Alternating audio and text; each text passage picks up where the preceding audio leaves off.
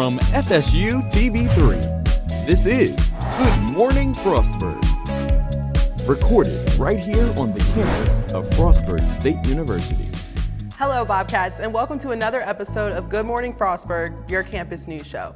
I'm your host, Leela Covington. And I'm your co-host, Reggie Morton. And we're here to guide you through events happening on campus and inform you of upcoming news surrounding the Frostburg community.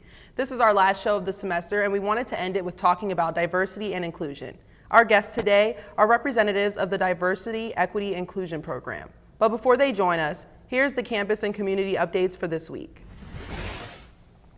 There are volunteers needed for rebuilding after wildfires for Spring Break 2022, where volunteers will be heading to Paradise, California to help with rebuilding from wildfires. Attend an interest session to learn more info. If you can't make either interest session, please reach out to Ashley Daniels at amdaniels@frostburg.edu for information. The Frostburg State University Department of Music will present a concert by the Brass Ensemble conducted by Joshua Bishop tonight at 7:30 in the Peeler Recital Hall of the Performing Arts Center.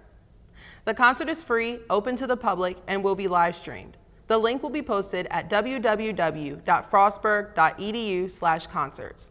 The university is following CDC guidelines based on the current conditions in the area. Currently, FSU expects masks to be worn indoors when in the presence of others, regardless of vaccination status. Visitors to campus must visit www.frostburg.edu/check-in for symptom monitoring.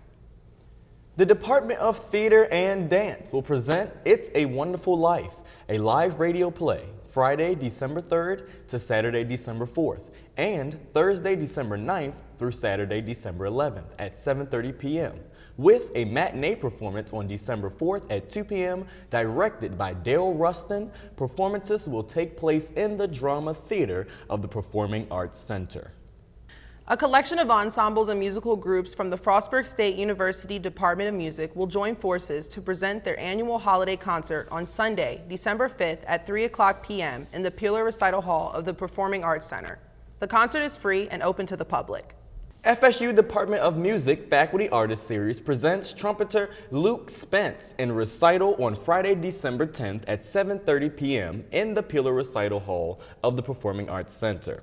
The concert is free and is open to the public. If you can't attend the recital, it will also be live streamed. Click the link Join Stream button on this page a few minutes before the recital is scheduled to begin, or anytime during the recital.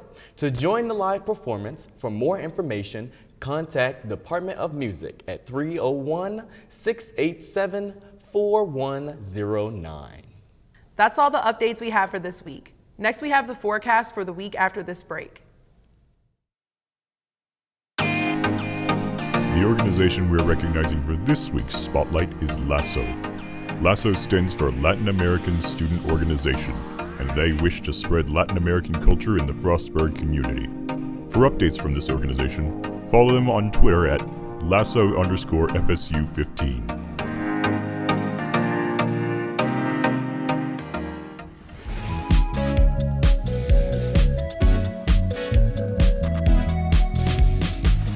And now for the weather report, one of my least favorite segments at this point in the semester because it's always snowing. This week will be extremely cold as we start to reach the mid-30s and expect snowfall, which will occur later this week. Starting off with today at 42 degrees, partly cloudy. Thursday will be 50 degrees, partly cloudy with a slight chance of rain showers. The next 2 days will be partly cloudy with Friday being 45 degrees and Saturday will be 42 degrees. Sunday will be 36 degrees, expected snowfall in the afternoon. Monday will be 42 degrees with a few rain showers mixing with snow showers later in the day. Tuesday, the coldest day of the week, will be 34 degrees, mostly cloudy. And last but certainly not least, back to Wednesday. It will be 42 degrees and cloudy. Well, that's all for the forecast this week. And remember, all these temperatures and cloud conditions, of course, are subject to change through the week. Stay warm, Bobcats, and I mean it. Hello, today I am here with a very special person and a very special group and program here on the campus of Frostburg State University. I'm here with the Assistant Vice President for Student Affairs, Miss Dr. Auntie Robin Winder, as I like to call her, and also Miss McKenna Booker, Program Management Specialist here as well. How are you guys today? Good. Good. Post-holiday, y'all all right? Stuffed. Yeah. Full. I get that one. And you know, Frostburg has been a little snowy and getting cold, so it's good to have you guys here today to keep us warm. Let us know. Thank you. Yes. So we have a couple questions. As you guys may know, they are here with the Department of Diversity, Equity, and Inclusion. So they are going to talk to us today about a few things and answer some things to help you guys know exactly what it is. So since I said that, what is DEI exactly? So the Office of DEI is the Office of Diversity, Equity, and Inclusion. Gotcha. Diversity, talking about the students, faculty, and staff that we have on campus who represent a variety of identities around race, socioeconomic class, sexual orientation, religion, political beliefs. There's a whole gamut of identities that we all come with. And so that's what diversity is about. Gotcha. The equity piece is about trying to do things in a fair and equitable, just manner, realizing that we don't all start off at the same place. Come on now. So what do you need in order to level the playing field? Yes. So that, particularly working with students, meeting them where they are with their needs and trying to make sure everybody has a shot at the resources and opportunities here on campus in an equitable and fair manner. And then inclusion is creating space for people. So we make sure that people have access to the resources that they need, but then are they welcomed into different spaces on campus? Yes. And it's one thing to say someone is welcome, and there's a completely different way of being and making the atmosphere, the environment safe and welcoming. That's right. I like that. See, you guys, this is history right here on the TV station sitting right in front of you. So I hope you're enjoying this, you guys. This person talking about being included, you were an alumni here at Frostburg State University just a couple of years ago, you guys. just a couple of years. And now you work here. I wonder, are you like the longest standing person in Frostburg right now? Jay Hageman, who is the registrar, has been here a couple of years longer than me. Oh wow! Okay, yeah, just but I think we're the dinosaurs on campus. Say the fossil fuels, which we know help our nation very well. So that's what they are doing. You are the fossil fuels that help this campus. I love it. So now, what resources do you guys offer at DEI that can help the students? Because you are student affairs. Yes. So, and I don't want to hold you up, McKenna, you can jump in anytime you want to. But some of the resources we offer are opportunities for students, faculty, and staff, because the office used to be solely about students. Now we're about the entire campus community and making sure that there are sufficient resources and people can access them to get, to have experiences, to increase their knowledge and their skill sets around DEI, workshops, retreats, my favorite thing, retreats, trainings, focus groups, just different resources of that nature, as well as we have some books and DVD materials that can be borrowed for class projects, or faculty have borrowed some of the materials in the past. But we want people to become more culturally competent. Yes. We say become because you'll never be. As long as you're living, there's something new to learn. That's right. So, but you have to start the process somewhere. That's right. So that's what we attempt to deliver to the campus, are opportunities to immerse in that process, so that when students graduate, they are equipped to be in a world that's diverse. Come on now. And I think it's important to note too that, and this is obviously in no place of CAPS, but we're a diverse community, and I think it's important that we offer a safe space for our students to come, especially, we've seen how the political climate has affected all of us, and everyone has their own personal issues and growing pains, and I think it's important to offer those services where students can just come and speak to us, share these relatable experiences that we have here on campus. COVID has made it difficult because before pre-COVID, it was the open door policy. And of course, during COVID, we weren't even here. And now, even though we're back on campus, we're still trying to get our feet under us. Not when I say we, I don't mean McKenna and I, but we as a people, period. Just trying to learn how to navigate again. And so it's been a little slow this semester. I'm hoping that this whole pandemic will get under control where we can connect. Connection and relationship is critical to the work. Fellowship as a whole. It is. And like you said that it's like you want them to come in so they can talk to you, because what better way to help somebody than, knowing up close and personal what's happening. So the fact that you guys are even there for students to listen, because not everybody's willing to listen and not everybody's willing to put into action. So the fact that you guys are there to do that speaks volumes to the DEI here on campus at Frostburg. We have our issues, but we got some good people to help us solve through those issues. So now, what exactly are you guys working on right now? Because I know you all are busy, and we getting like a nice cultural, I know it's a couple of things. I don't want to speak on it because I just asked you, but go ahead. Go ahead. So our main focus this semester, Reggie, was to welcome in the first year students and introduce them to the concept of DEI on campus. What is it? How can you engage in it in your 4 years here so that when you graduate, you will have increased in your level of cultural competency.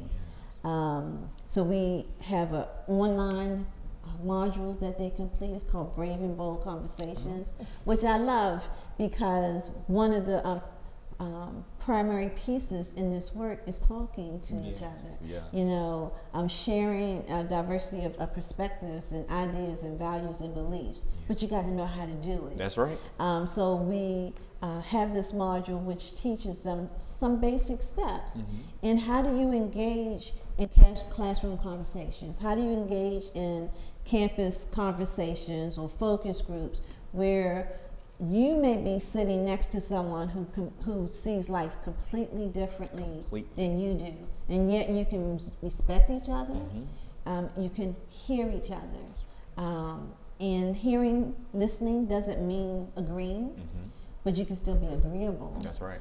And in the process, you might learn something. So we have that.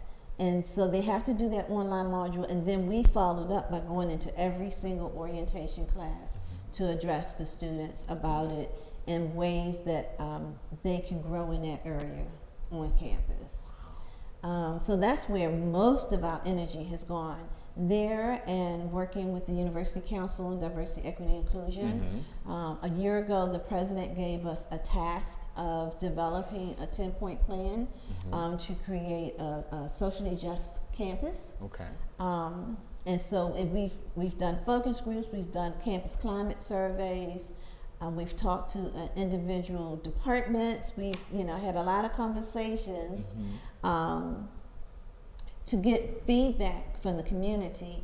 And so we came up with 31 action plans, and the president and the advisory council thought they were great and asked us to narrow them down to 15. And we narrowed them down to 15, and that was pretty easy because a lot of them were actually repetitive. So we were able to pull it together. And then from that, then we had to come up with our 5 priorities for this year. And so we just completed that process a few weeks ago. I didn't get a chance to check the website before I came over. It should be on the UCDEI website. If it's not, it will be soon. So that others in the community. But it's things like making sure that work continues towards the multicultural center. That's right. Oh, that's right. Speak on that multicultural center. So y'all can go check it out on the Reggie segment on YouTube, but I want you to get it right here too. Go ahead. So the multicultural center will be located in the old Lincoln School building, which is, I think, the only building that was a part of the Brownsville community that still exists on campus. And so it's kind of a reclamation. And that place is where we're really hoping to build what McKenna was talking about, a space where students feel like they can come in and say what they need to say, just chill, you know, have a culturally relevant environment to them, no matter what that is. Experience other people's cultures in that environment. So it's currently on track with a projected opening date of fall 2022. Gotcha. COVID impacted that just like everything else. So we're hoping it can stay on track. Fingers crossed. Yeah, fingers crossed. That's all right, because if we can build dorms and all this stuff, we can build the multicultural center as well. Yes.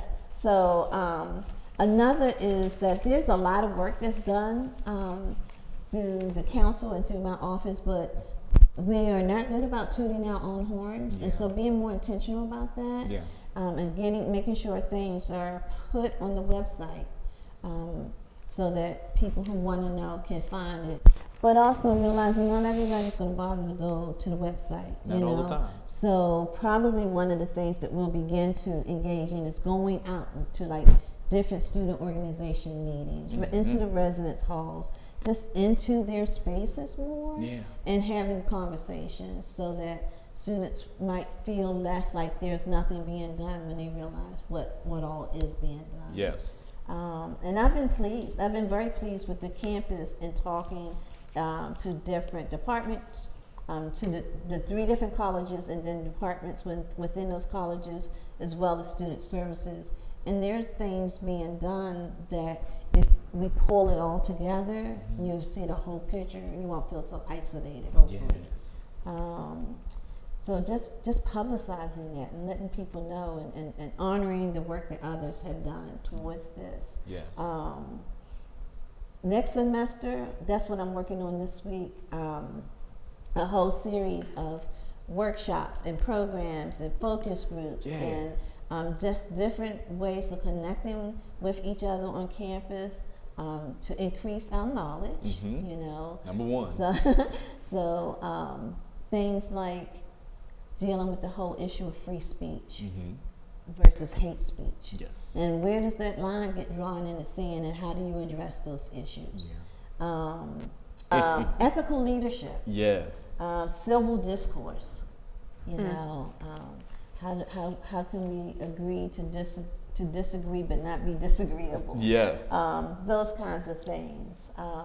Really understanding what is hate and bias crime versus hate and bias incidents, and how can you realistically address those kinds of things. So we want to do that in the spring. Hopefully, we'll see, but hopefully we can engage more directly with people. I mean, we can do things through media, social media, but you know me, I'm an in-your-face kind of person. Yeah, all the time. Making a connection. So that's some of the things we are getting some people trained with some skill sets that will help the work, including in the spring we'll have the diversity facilitator training in CBI. It's open to anybody on campus. And even students who are about to graduate, I still welcome them to join in because it'll give them some skills that they can then take into graduate school or the workplace. That's right. Yes. Because I don't want to be the one talking all the time or facilitating. I've had some incredible student facilitators. Yes. A lot of faculty will participate in that training and never ever do a workshop, but they use the skill set in their classroom. That's right. And that's, you know, like each one reach one. yes, I yes. agree with that. So if you do that, I'm happy. We're also looking at some of our policies. Part of becoming a socially just campus is you can't just continue to do things the way they've always been done because that's the way they've been done. Come on. So looking at some of those policies and seeing how we can bring them forward and therefore hopefully move Frostburg forward. Wow. Wow. Wow. I hope you all were listening. I hope you all were listening to know that there is somebody here that is not just seeing it, because, you know, it's a lot of times you see a small campus and then they don't take advantage of it being a small campus. You know, because this is a small campus, but that's 5,000 people that you can touch. and go out into the world that's going to touch other groups, you know, to help. And it's like if you have a small and like you said, having workshops at the actual dorms, going in, you know, telling people that they are heard and getting their opinions and stuff, you know, that's why a lot of times people feel like here sometimes that they are isolated and that they're so alone. Because it's like, well, we're a small campus, but the little bit that we have, it doesn't take a lot to reach us. You know, the little bit of people that we have don't even want to reach us, or don't even want to talk to us. So I'm glad that you guys in your office are doing what you have to do to help us be heard and everything.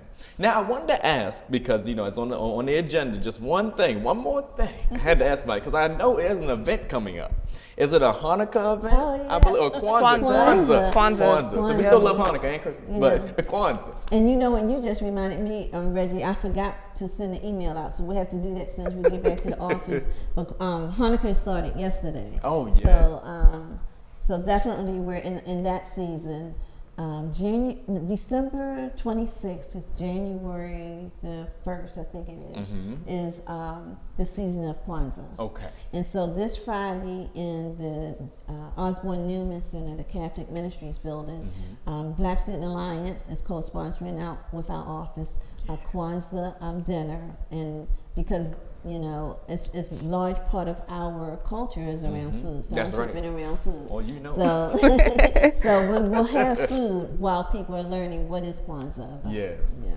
I like that. I had to just throw that in there to throw a little jab in there because I heard about it in the streets. So sign up. Yes, I think I might have to bring a dish back because it is potluck, right? If you want. If you want. But it is not required. And I want Gotcha. to make sure students understand that if you come completely empty-handed, you are welcome. That's right. We'll have enough that everybody can get a bite of something. So just a little dash, just a little taste. Y'all gonna show a movie or something or do activities? We will have some activities, no movie.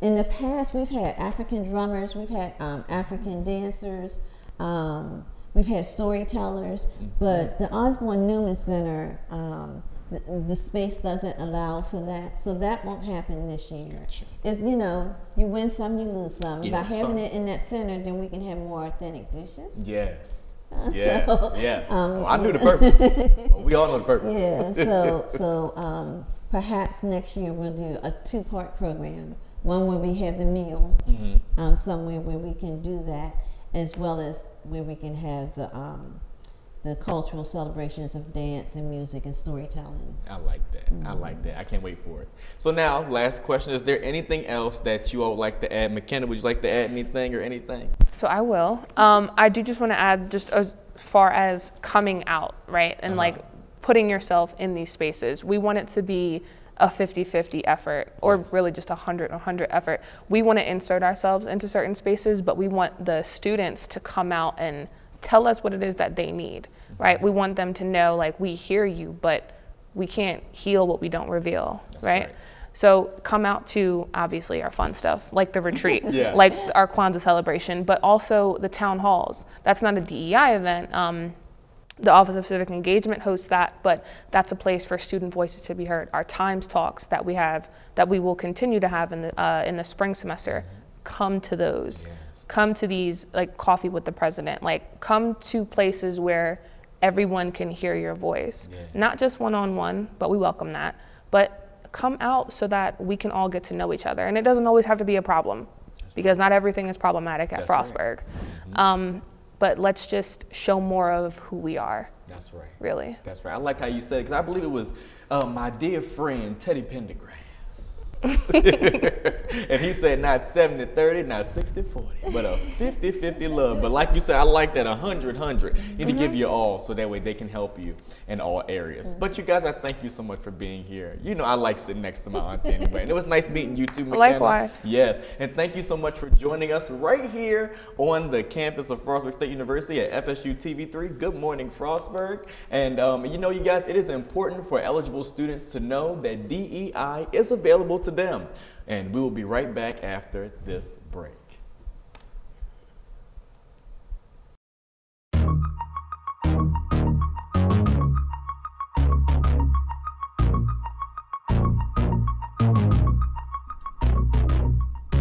Do you have any ideas for our next show and shows to come? Here's a poll for you to express your ideas to us. Scan the QR code on the screen or visit the link on FSU TV3's Instagram page and tell us what you think.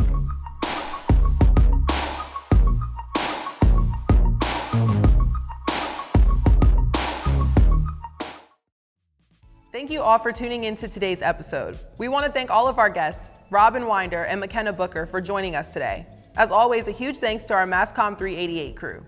As stated at the beginning of the show, this is our last episode, and we are so glad to inform you of everything Frostburg has to offer. We hope you have an amazing rest of the semester, Christmas, and Happy New Year. This has been Good Morning Frostburg, and again, I'm your host, Leela Covington. And I'm your co-host, Reginald Morton. And we will see you next time.